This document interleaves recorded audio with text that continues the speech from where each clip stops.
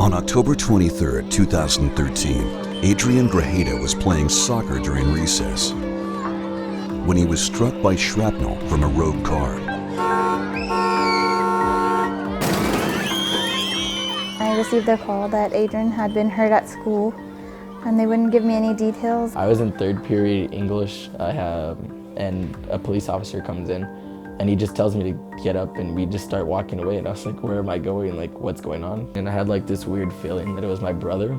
I was playing soccer, and then I got the ball and started running for the goal on the other side, and then I just see a car coming, and then all I just remember is just me on the floor just trying to go as quick as I can, running towards the kids.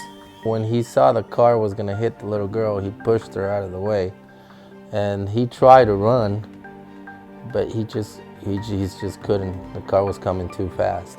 The car had ran the red light there, there's a light, and instead of veering into the oncoming traffic, he turned into the school, and as he hit the light pole, and then he hit the school gate, which is metal, and we believe that is what hit Adrian in the leg, was a piece of the gate.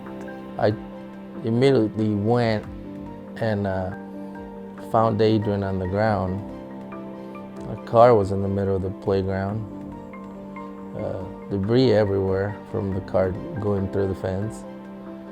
I'm definitely shocked at this point to see all this happening, not knowing what extent of injuries he had. I didn't even know anything yet. All I saw was a car in the field, and my brother escorted to a hospital. So he was already being treated by the time I got there.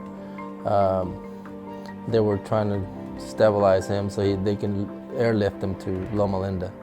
Yeah, I remember going in the helicopter and just trying to put my head over my shoulder, looking out the window and wondering what was going to happen in the future. Because there was a lot of fog that day in Loma Linda, and it was so early in the morning, the helicopter couldn't land, so he had to come back. Adrian was immediately rushed to Loma Linda University Medical Center for emergency surgery. That was one of the tough moments, because they also didn't know how much blood he had already lost and how much he was gonna need. But during that time, during the time that we were driving there, I can see him changing his face. His color wasn't right, he wasn't talking much, he was getting quiet and quiet.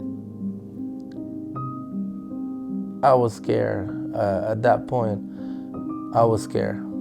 He was losing a lot of blood, and I can hear the guy saying he's losing a lot of blood, and we don't have enough blood for him. So at that point, he just told me, keep on talking to him. We don't want him to go to sleep. He has to stay awake. So I was really, really happy once we got to the hospital, because I knew he was going to be in good hands. There was people already waiting for him, ready for him. I was the pediatric trauma surgeon on call when Adrian came to the emergency room, and he had been in a severe accident and had to be transported to us. We were told that a fence had impaled his leg.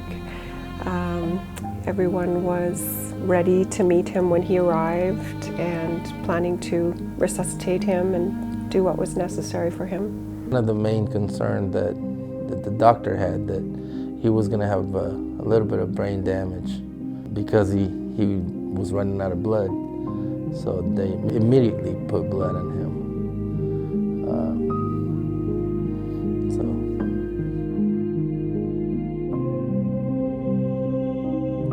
Well, they rushed him to an emergency surgery to try to save the leg.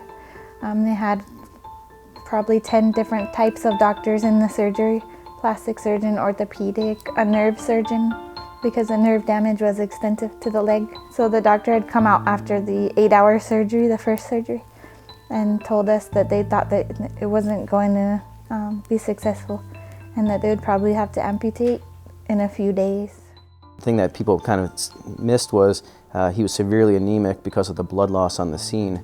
And so the pediatric surgery team did an excellent job getting him transfused, getting up to a level that he needed to sustain his life. And we always stress life over limb.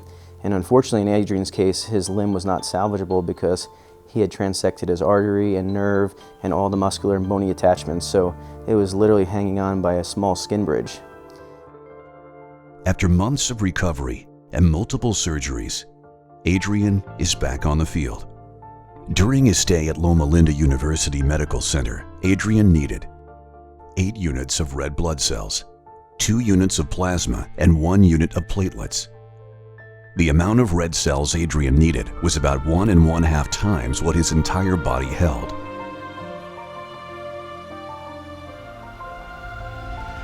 He has 2 PE classes right now. He played on a tackle football team. He just finished the season. He played soccer right after his accident. Basketball, you name it, he plays it. You know, he's a very strong kid. He's very strong. He's still able to play. I mean, he can go toe-to-toe with them with no problem. He's a real physical guy. And when he got his leg, I wasn't even really concerned about it. He just put it on and started walking around. And I mean, he's an active kid, so I didn't expect anything else. I knew that I couldn't have changed it either way, and I thought to myself I should just adapt to it because it's not going to change. It's going to be permanent, and it's not going to come back. So that's what I thought, and my family never treated me different. They always treated me the same. So I'm grateful for my brother to just be the same, and just not to just be soft on me, because if he was soft on me, I bet I wouldn't be like this today.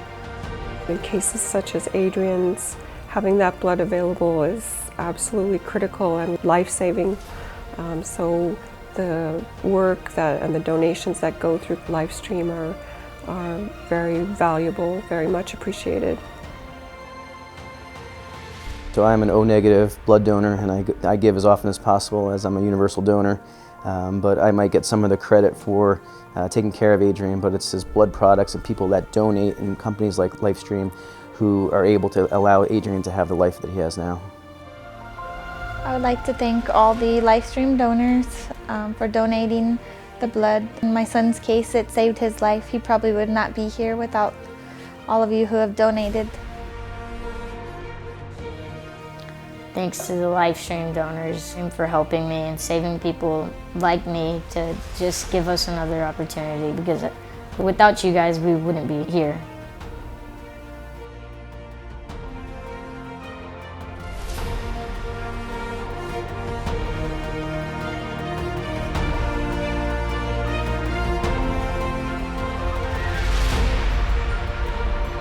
It's very important. You know, it's something that I saw it at first hand, how much people really need it.